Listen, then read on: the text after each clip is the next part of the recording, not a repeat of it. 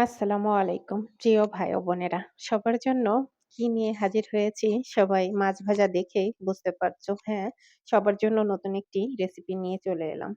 আজকে শীতের টাটকা সবজি রান্না করব মাছ ভাজা দিয়ে। তো মাছটা পুকুরের টাটকা মাছ আর ক্ষেতের টাটকা সবজি।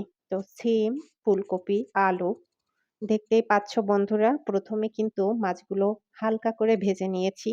তারপরে কিন্তু এই যে ফুলকপিটা লবণ এবং পরিমাণ মতো হলুদের গুঁড়া দিয়ে আমি বেশ কিছু সময় ভেজে নিব।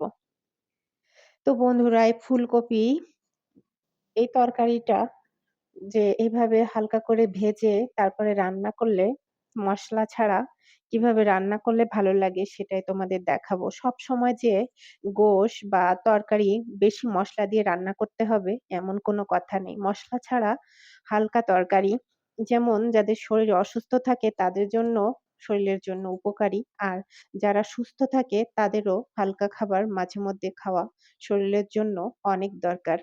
তো আমি কিন্তু বেশিরভাগ সময় বাসার সবার জন্য হালকা তরকারি রান্না করি।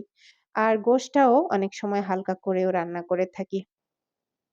তো দেখতে পাচ্ছ বন্ধুরা, আমি পেঁয়াজ বাটা, রসুন বাটা আর কাঁচামরিচটা আমি বেটে দেইনি। কাঁচামরিচটা ফালি করে দিয়েছি। এভাবেই হালকা রান্না করি কম মসলা দিয়ে।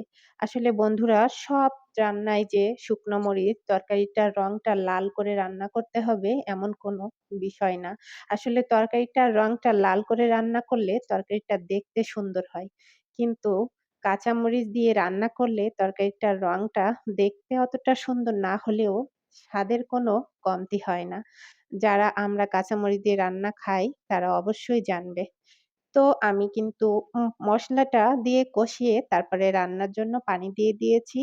রান্নার পানিটা যখন ফুটে উঠেছে তখন আমি মোটা, মোটা করে কিছু টমেটো কেটে রেখেছিলাম। সেই টমেটোগুলো ঝোলের মধ্যে বসিয়ে দিয়ে উপর থেকে দিয়ে দিয়েছি সরিষা বাটা, জিরা বাটা। তারপরে কিছু সময় জাল করে নিয়ে ভেজে রাখা মাছটা দিয়ে দিয়েছি।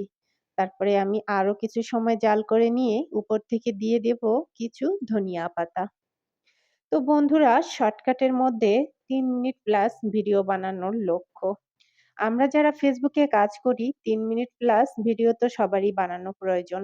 তো সেজন্য রান্নার রেসিপি দিই। এতে অনেক ছোট আপু বা অনেক প্রবাসী ভাইয়াদের হেল্প হবে। কারণ আমরা রান্না করি, সবসময় এসব রান্না হয়তোবা সবার হেল্প হবে না। কিন্তু কোনো না কোনো মানুষের ঠিক উপকারে আসবে। এই রান্নার রেসিপি যাদের প্রয়োজন আছে তাদের জন্য অবশ্যই। আর একেকজনের রান্না একেক রকম। তো যার যেটা ভালো লাগে। তো বন্ধুরা কথা বলতে, বলতে আমার রান্নাটা কিন্তু শেষ। যদি কিছু বেশি বলে থাকি ক্ষমার দৃষ্টিতে দেখবেন। সবাই ভালো থাকবেন। আল্লাহ হাফেজ।